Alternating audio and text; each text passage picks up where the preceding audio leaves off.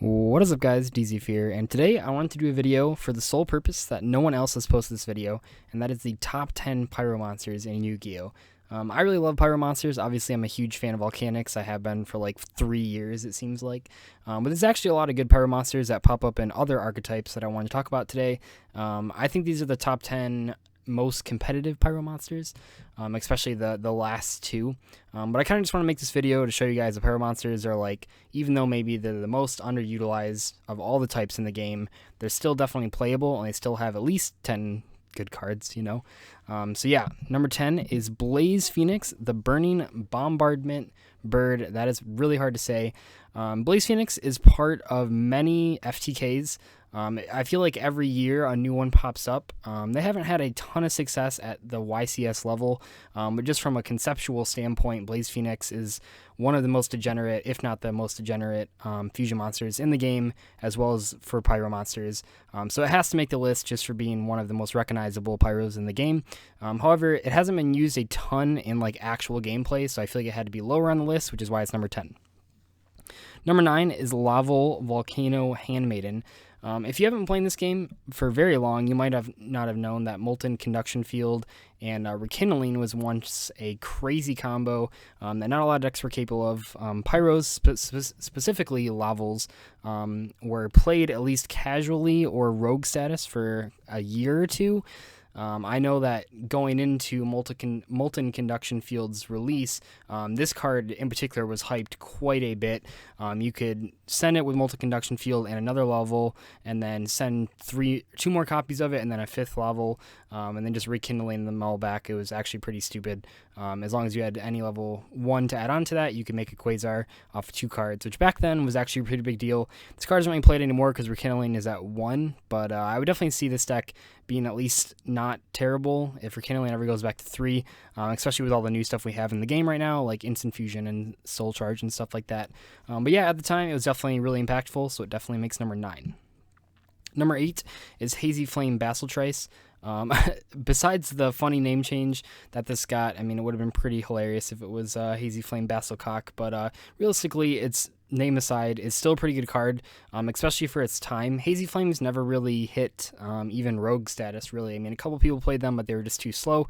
But this card in particular was actually really good. It's a Chaos Sorcerer. It has like non-targeting effects, attack boost, stuff like that, and it really played off that mechanic well, where if you have more than the material that it requires, it gets bonus effects. We've seen that in later Exceed monsters, but this one really did it the best originally, and it was way back when Exceed monsters were still sort of new in their second year. But I like this card a lot. I've played it in a couple decks in the past. It's kind of fallen out of favor, but it is still a rank 6. It's a Chaos Sorcerer at the very least with 2,500 attack points.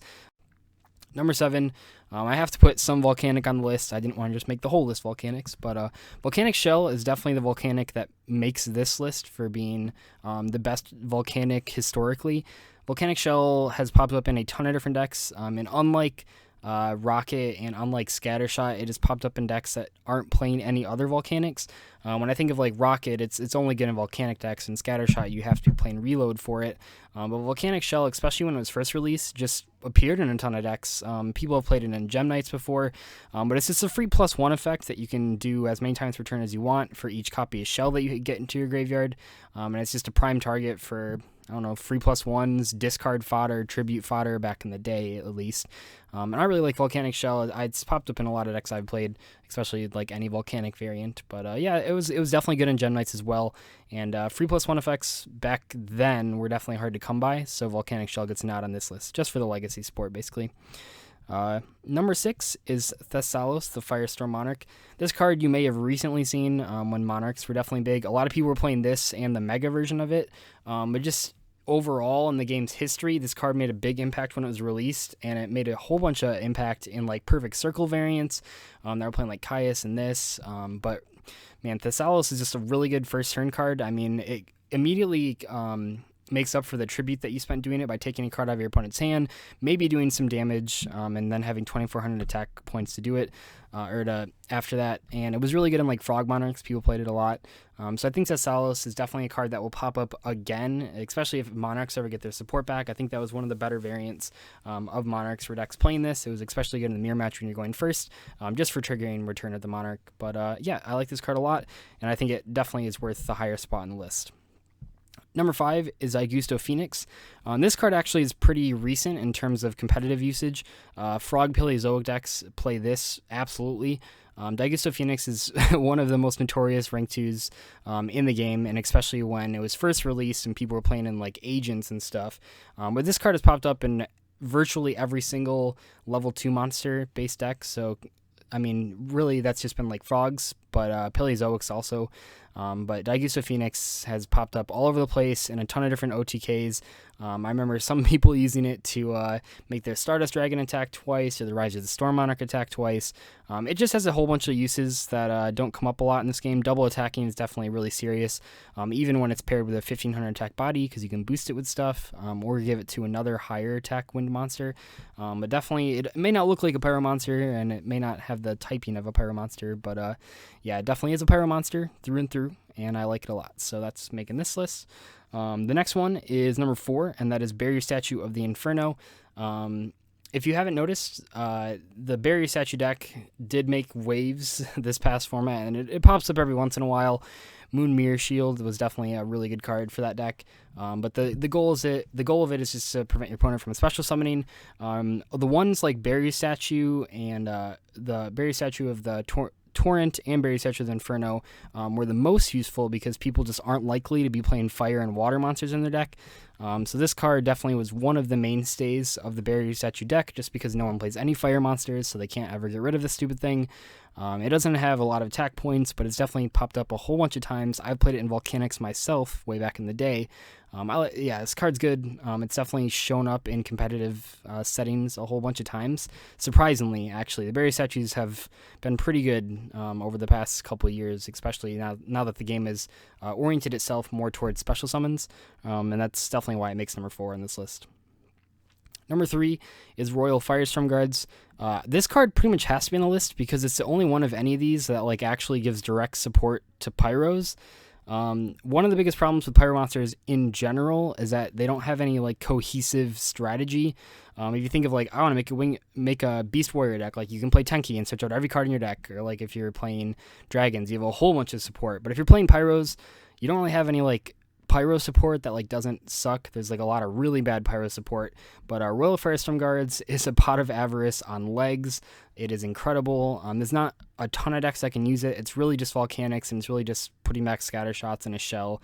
But man, this card is incredible. It basically makes Volcanics work. I mean, without this card, that deck just doesn't operate at all. And I think this card is definitely worth a nod, just because if any other Pyro archetypes come out, this will absolutely be a staple just for its pot of avarice effect. Drawing 2 is just ridiculous. Shuffling back 4 is ridiculous. Everything about this card is really good, and if it was in any other type, it would be broken and maybe even limited, but because it's in Pyros, it's fair, at least by my standards. But yeah, it's one of the best Pyro monsters and definitely the best Pyro-specific support. Number 2, and don't hate me, is Gem Knight Garnet. Okay, I know this is a normal monster. However, Gem Knight Garnet is definitely the second most popular competitive Pyro monster to ever see the game. And I know you can compare it to the other Gem Knights that you could use for Brilliant Fusion, but Gem Knight Garnet won out over all of them because it has 1,900 attack points, and that might be only 100 more than a couple of others, and 200 more than a couple of even more of the others. But that 1,900 definitely makes a difference. And if you ever attacked over an 1,800 attack monster with Garnet, you'll know what I'm talking about. I've attacked over Perform Pale Skull Crobat Jokers. I've attacked over Abyss Dwellers with this. Garnet can just run over a whole bunch of things. And when you draw your Gem Knight, you definitely want it to be the least shitty of all of them. And Garnet is definitely the least shitty of all the Gem Knights. It's not super great in a dedicated Gem Knight deck, ironically, but it definitely pops up in Brilliant Fusion every single time. It's at one point it was like an $8 normal monster, so that tells you something. But I'm a huge fan of Garnet. I use Brilliant Fusion in almost every deck, so I have to be, right? But yeah, definitely number 2. Number 1, unsurprisingly, if you've been playing this game for a couple of years, is Fire Hand. Fire and Ice Hand once terrorized the format. 2014 was totally broke open by these cards, specifically Fire Hand, because it has some more attack points. Fire and Ice Hand popped up in Necros side decks a couple years later. They have popped up in pretty much any format where there's a deck that only wants to like special summon, just because Fire and Ice can bust open whole fields and pop a whole bunch of floodgates for like no cost to the player that's playing the special summon based deck. Yeah, this card, I mean, this has been used so many times at so many tournaments. It is won events. It is just a crazy Pyro monster. I know when this card came out, everyone was freaking out because we like finally have a good Pyro monster. And while it's not super great in Volcanics, it might be someday if the format slows down. But Fire and Ice Hand, I think, will always be in the back of people's minds, especially if you played during hat format, when these cards like were you had to seriously main deck outs to Fire and Ice Hand and not set and constantly be thinking of setting yourself up to not just lose to one Fire Hand summon, because you could summon a Fire Hand, crash it into Traptrix Murmillo, pop another monster, special an Ice Hand, crash it into something, pop a back row, summon a Fire Hand, destroy some more stuff. It was just insane. Maybe it's not the most consistent thing ever because you're playing so many copies of the hands in your deck, but realistically, Fire Hand was the most popular Pyro monster in the game, and it had to be number one. But yeah, I think I covered pretty much all the good Pyro monsters. There pretty much were only 10 of them, but if you have any monsters that you didn't feel deserved to be on the list, or you had cards that you felt should have been on the list, please let me know in the comments below. I know you guys will. I don't really have to tell you, but yeah, I'll see you guys later. Bye.